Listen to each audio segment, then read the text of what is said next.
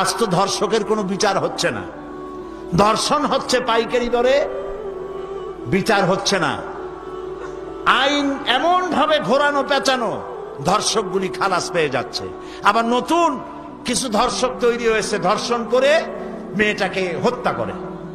আযানিয়াতু ওয়াজ্জানি ফাজলিদু কুল্লা ওয়াহিদিন মিনহুমা মিআতা জালদা।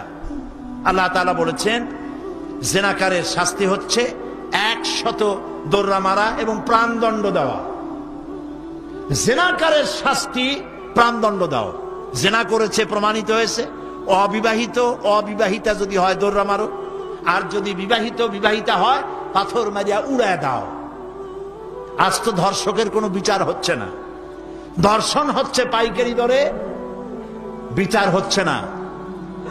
আইন এমন ভাবে ঘোরানো পেঁচানো, ধর্ষকগুলি খালাস পেয়ে যাচ্ছে। আবার নতুন কিছু ধর্ষক তৈরি হয়েছে, ধর্ষণ করে মেয়েটাকে হত্যা করে। নাউজুবিল্লাহ, বলেন নাউজুবিল্লাহ। এগুলো মানুষ না, এগুলো জানোয়ার।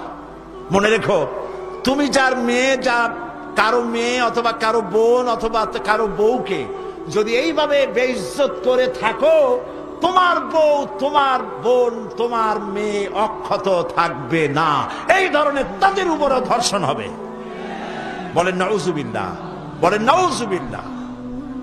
অশ্লীলতার প্রচার প্রসার যত বেশি হবে, জেনা ব্যভিচার তত বেশি হবে, ঠিক কিনা?